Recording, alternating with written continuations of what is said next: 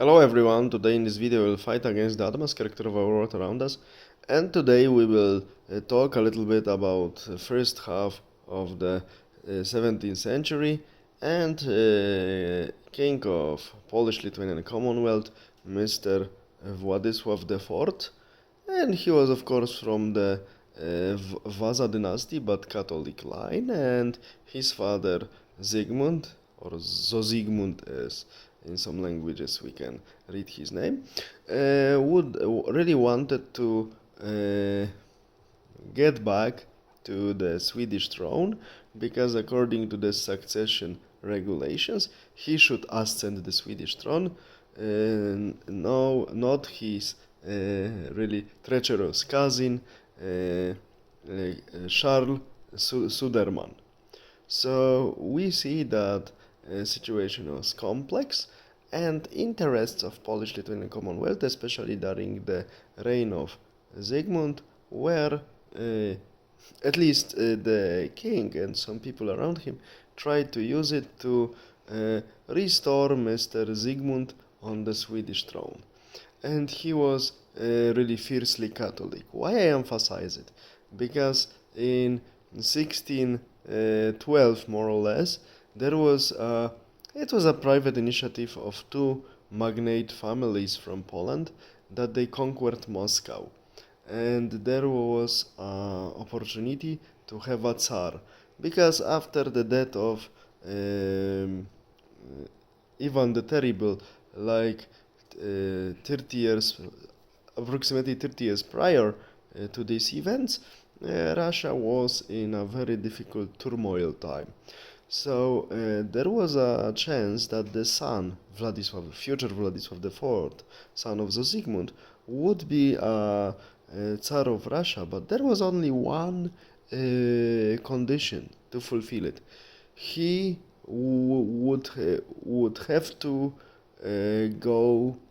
He had to convert to Orthodox Christianity. And of course, many Polish politicians, including our king of those days, Zygmunt, didn't want. And in my opinion, it was a mistake, because Russia, even those days, despite catastrophic and long period called the Great Sorrow in Russian historiography, so the decades after the death of Ivan the Terrible, Russia is huge country, and according to theory of some geopoliticians that were formed later, if the country is huge enough with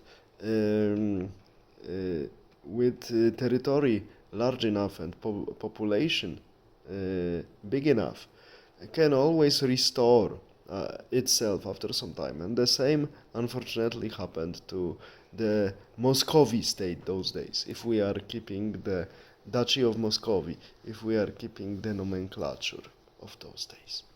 So the problem is that it really happened, and Vladisław IV didn't get permission from his father, and he was also a little bit reluctant to convert to Orthodox Christianity to become a Tsar of Russia, and there would be a personal union between Polish-Lithuanian Commonwealth and Duchy of Muscovy.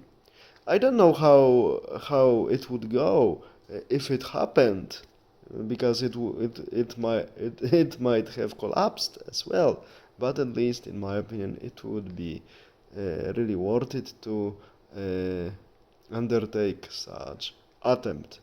But it didn't happen. So later development was not really good, because Khmelnytsky rebellion and later Muscovy invasion, thanks to Khmelnytsky rebellion, because he subjected himself to Muscovy, that used following decades after the Polish people conquered and were forced to leave Moscow. Moscow restored itself, Duchy of Muscovy, and also invaded Poland, and later Swedish invasion, really dramatic catastrophe for the Polish-Lithuanian Commonwealth. 1/3 of people evaporated, huge material losses. In Swedish museums still we can see many works of fine arts that Swedish soldiers robbed from the Polish-Lithuanian Commonwealth and still didn't give it back. This we need to also remember. So sometimes personal decisions, as always, influence the future of nations and millions, really numerous millions of people for centuries.